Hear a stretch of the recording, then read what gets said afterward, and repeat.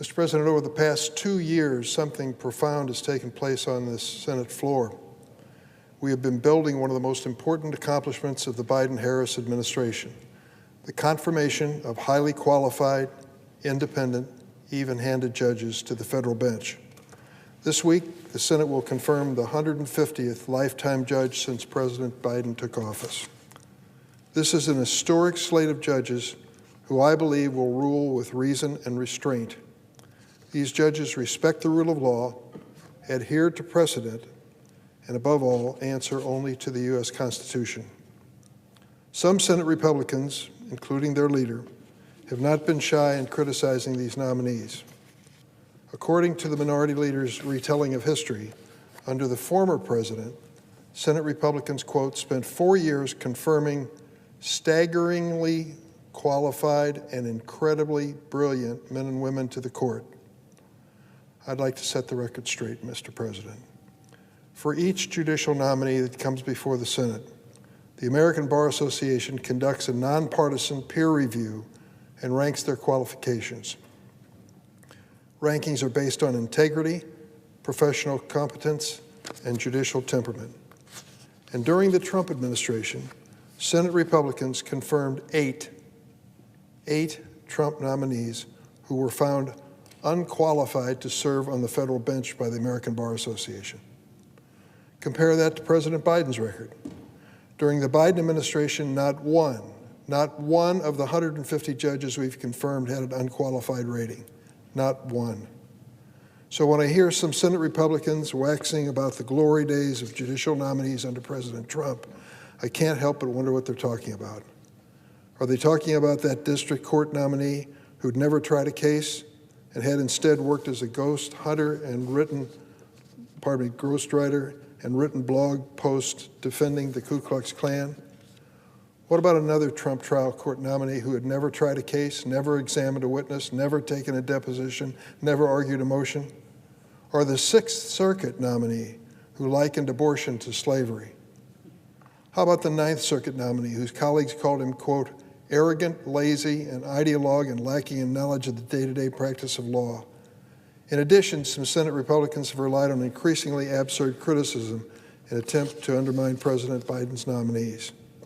Some Republicans on the Senate Judiciary Committee criticized one of Biden nominees as soft on crime because she had dedicated her career to exonerating wrongfully imprisoned individuals, mainly using DNA evidence.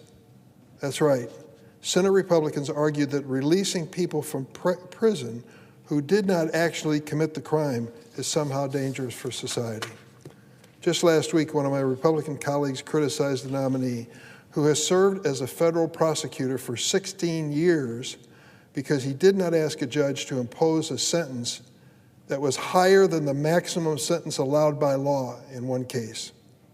Let me be clear, this nominee would have been asking a federal judge to violate the law if he had made such a request. Those types of attacks are simply not credible. President Biden's nominees are qualified, and they have demonstrated impeccable temperament. Something that stands out about these nominees, aside from their exceptional qualifications and loyalty to the rule of law, is the professional and demographic diversity they bring to the bench. When you go into a federal courthouse today and look at the judges who are likely to be trying or deciding a case, you're going to find more diversity than ever before. Under President Biden, in fact, we've made history, confirming more black women to the federal circuit courts than all prior presidents combined. Of course, we also confirmed the first ever black woman to serve on the Supreme Court, Justice Ketanji Brown Jackson. And we've confirmed historic numbers of Asian American judges, Latino judges, LGBTQ judges. It's not just demographic diversity that we've seen under President Biden, it's also professional diversity. In the past 2 years, we've confirmed more circuit judges with experience as public defenders than all prior presidents combined. Mr. President, for the record, I've voted over and over again for former prosecutors, white males. The bench is made up of a lot of people that I've voted for in the past, and I believe that they were ready for the job and competent to handle it. But we believe now that there should be more diversity, and this president's making sure the nominees sent our way meet that standard. We've confirmed state court judges, federal magistrates, and bankruptcy judges, and prosecutors who've made significant and critical contributions to this country's justice system. One of President Biden's nominees served as special prosecutor in the trial of Derek Chauvin for the murder of George Floyd. And we've confirmed jurists with experience protecting the rights of voters, the rights of workers, civil rights, women's rights, and LGBTQ rights. Another notable aspect of this record, and this I'm very happy to report, is that the vast majority, nearly 90% of all of these judicial confirmations have been bipartisan. Even on the appellate courts, over 3/4 of President Biden's nominees have received support from both sides of the aisle. This focus on qualified consensus nominees go a long way toward restoring trust and faith in our judiciary. Let me also remind you, in the first 2 years of the Biden administration, we had a 50-50 Senate and a 50-50 Judiciary Committee. We needed bipartisanship for anything to work. The American people deserve federal judges who not only look like America, but understand what it means to be an American. That is an important part of our work that we began under President Biden. It's a work we must finish.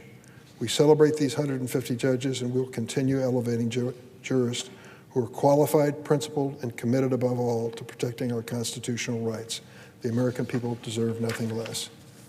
Mr. President, I yield the floor and suggest the evidence of the law. Clerk will call the roll.